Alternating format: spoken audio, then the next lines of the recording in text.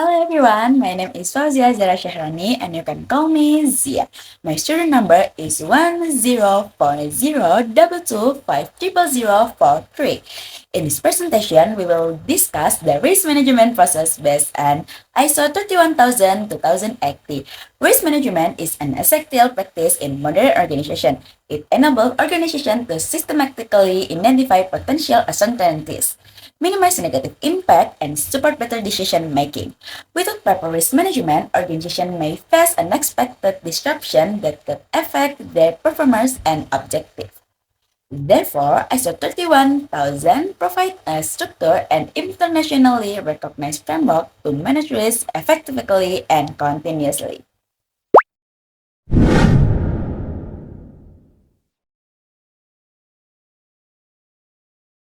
Hello everyone, my name is Dara Mutia. My student number is 104022500597. The title number 2 is Overview of the Process. Before we examine each stage in detail, it's important to understand the overall structure of the risk management process. According to ISO 31000-2018, the process consists of several interconnected steps: communication and consultation, scope, context and criteria, risk assessment, risk treatment, monitoring and review, as well as recording and reporting.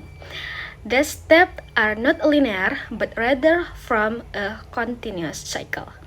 That means that risk management must be performed consistently and adapted as conditions change over time. Thank you.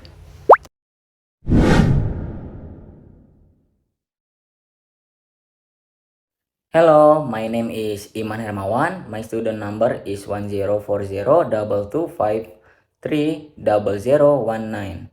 The first type is communication and consultation.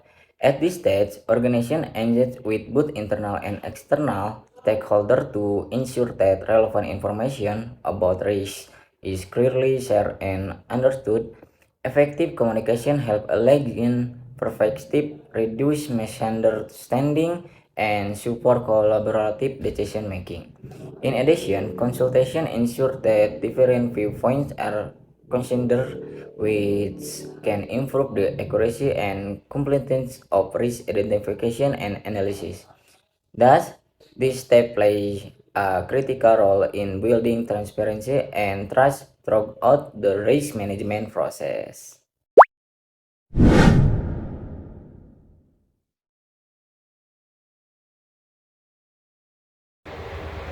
Hello, my name is Alika Dewanti Putra Hasanuddin and my student ID number is 104022500052. Following this, the organization must define the scope, context, and criteria. This step involves determining the boundaries of the risk management activities and understanding the internal and external environment in which the organization operates. For example, internal factors might include organizational structure and research, while external factors might involve economic, social, or regulatory conditions. Furthermore, the organization establishes criteria to evaluate risks such as the level of impact and likelihood. These criteria serve as a foundation for consistent and objective risk assessment. In short, this stage ensures that risk management is aligned with organizational objective and context.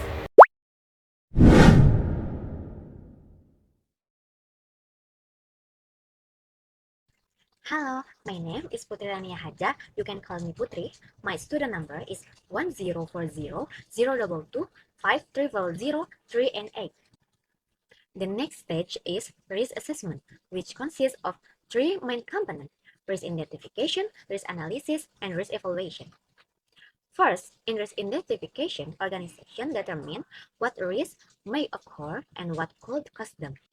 Second, in risk analysis, these risks are examined to understand their potential impact and probability. Finally, in risk evaluation, the analyzed risks are compared against the established criteria to priorities which risks require immediate attention. This step is crucial because it allows organizations to focus their resources on the most significant risks.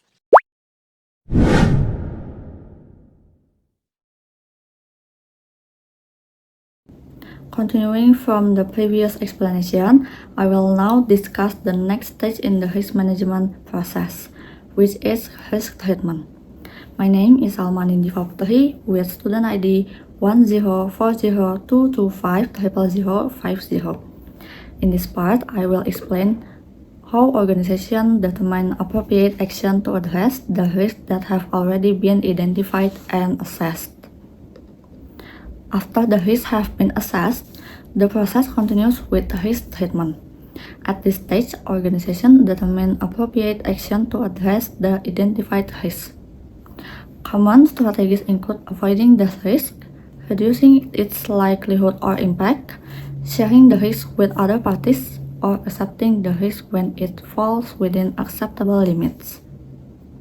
It is important to note that the risk treatment is not about eliminating all risks, but rather about managing them in a way that supports organizational objectives. As a result, decision-making becomes more informed and balanced.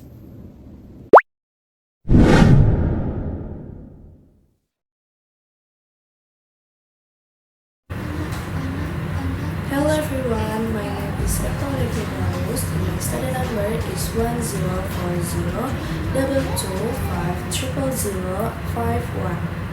The final stage includes monitoring and review as well as recording and reporting. Me gustó mucho conocer esta serie. Monitoring and review ensure that implemented risk management strategies remain effective over time. Since risks are dynamic, organizations must continuously evaluate and improve their process. Meanwhile, recording and reporting provide proper documentation of risk management activities.